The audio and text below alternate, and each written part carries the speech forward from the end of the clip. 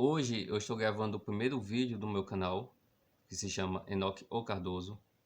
Esse canal ele vai servir principalmente para tirar dúvidas, sanar dúvidas sobre a área de edição de livros, além de me autodivulgar como escritor. Eu exerço a função também de presidente e fundador de uma academia de letras, editor-chefe de 2 editoras, já trabalhei para mais de 20 editoras hoje no Brasil, antes de fundar uma própria. E é um tipo de experiência que eu gosto sempre de estar passando, de sempre estar levando adiante. Eu encontro muitos escritores que publicam de forma independente hoje no Brasil, seja em plataformas online, como por exemplo a Clube de Autores, Agbook, Livrorama, PES, no Brasil e fora do Brasil. Eu já trabalhei diretamente para muitos escritores que publicam de forma independente também, imprimindo em gráficas no Brasil todo. E é uma experiência que eu gosto de estar passando ela para vocês, certo? Principalmente para as pessoas que estão iniciando essa jornada de ser escritor barra autor, certo? E esse canal ele vai servir para isso. Esse canal vai servir para passar um pouco da minha experiência como editor para vocês e também para mim divulgar um pouco como autor. Há alguns anos atrás, um colega de trabalho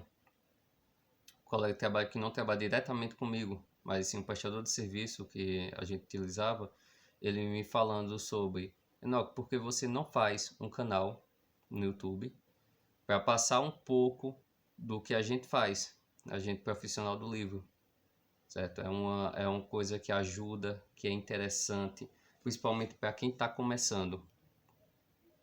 Eu, quando iniciei, o mercado editorial ele já era um pouco diferente do que é hoje, certo? E o mercado editorial ele meio que evolui de acordo com a procura, certo? Com a procura de escritores, de novos autores, novos escritores.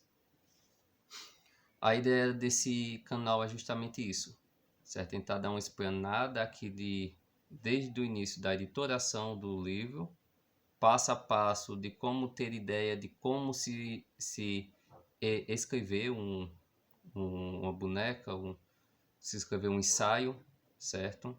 Até o final, que é a editoração e impressão do livro.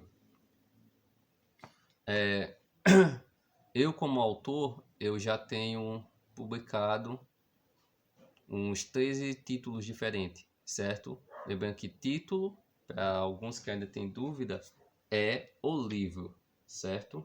O livro.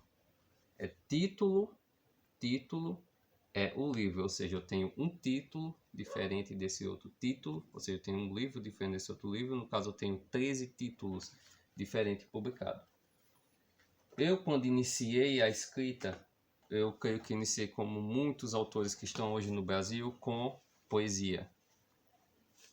E algo que geralmente as pessoas iniciam também, mas às vezes não sabem ao certo o gênero, que é crônicas, certo?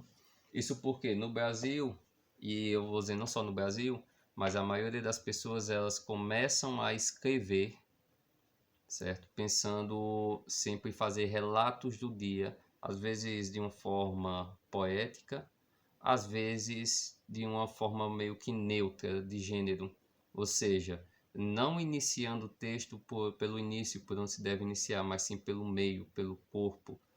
E isso acaba gerando o gênero, certo? Que a gente conhece como crônicas. Crônicas que no caso seria um relato do dia a dia de uma forma romantizada, certo? Não tão cru. Às vezes pode ser também assim de uma forma mais crua, mas depende muito do jeito que o autor ele desenvolveu sua escrita.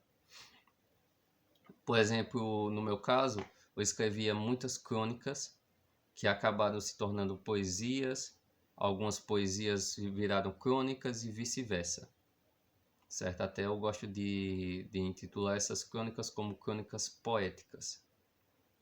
Esses meus 2 primeiros livros de poesia, certo? Esse aqui ainda vai ser lançado esse ano, esse aqui é de 2012, essa aqui já é a 3ª edição, que foi feita em 2018, certo? 2018, pela editora Aielli, reitora da Academia Independente de Letras, cujo Paulo presido. E esse segundo livro de poesias que saiu esse ano. Certo? Ele ainda vai ser lançado, por conta da pandemia, né? Deu um pouco de atraso, mas ainda vai ser lançado. E esses dois livros, eles exemplificam muito bem isso que eu estou falando, sobre a questão de iniciar escrevendo crônicas e poesias. A ideia do autor, principalmente quando ele está iniciando, sempre é fazer relatos. Relata a sua vida, porque a gente só escreve o que conhece. Pelo menos inicialmente, não dá para a gente sempre estar só inventando histórias, porque não temos, como eu posso dizer, uma bagagem muito grande para isso, certo? Com o tempo, essas crônicas acabam se for esse o gênero textual que o escritor ele inicia, essas crônicas elas acabam evoluindo para algo maior, contos, certo? E aí tá também o outro erro de quem inicia, que é achar que contos são romances. Existem algumas regras que diferenciam o gênero do outro, que mais à frente, em outro vídeo, eu vou estar falando, explanando melhor para vocês, certo? Eu, por exemplo, eu sou contista, eu me considero mais contista do que poeta. Lá no início eu iniciei com poesia, mas o meu primeiro livro que eu publiquei não foi de poesia, foi um romance, que ele tirando em miúdos, não é bem um romance, são 4 romances em um único livro, como se fosse uma antologia de romances, certo? Depois disso eu acabei destrinchando esses romances e transformando eles em formato de bolso, como por exemplo esse livro, A Surpreendente História de Mabel e embaixo A Surpreendente História de Sophie, certo? É um romancezinho dividido em duas partes, sendo essa aqui a primeira parte do livro. Essa aqui é a primeira parte do livro, essa aqui é a segunda parte do livro, certo? Só que como eu gosto muito de livro de bolso, eu acabei desistindo dos livros que eu tinha em A5 e transformando todos em uma coleção de bolso. Por exemplo, esse livro aqui, ele vai fazer parte de outra coletânea de contos que eu tenho, que também está saindo esse ano, certo? Chamado Casos Individuais da Existência Humana e o Mundo que Habita entre Nós, certo? Essa aqui é o encarte dele, e também a capa do volume único deles, que está saindo agora em 2021. Voltando sobre os contos, sobre as crônicas e sobre a poesia.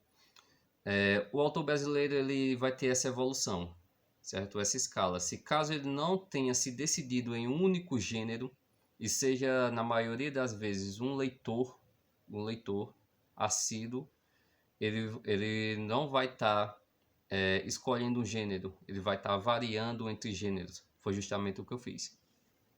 Eu iniciei com poesia,